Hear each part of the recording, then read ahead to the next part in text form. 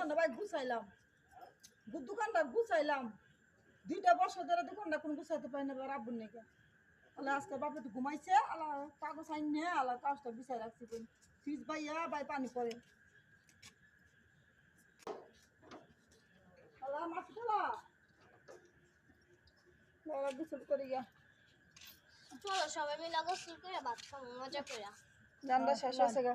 loan সবাই একটা সুন্দর গোসল করমু একটা হেই হেই খামু লমু এরপর ঘুমামু হ্যাঁ অনেক মজা করে মাছটা হ্যাঁ অনেক কষ্ট করছি আজকে কষ্ট করছি সবাই একটু ফ্রেশ হয়ে গোসল করে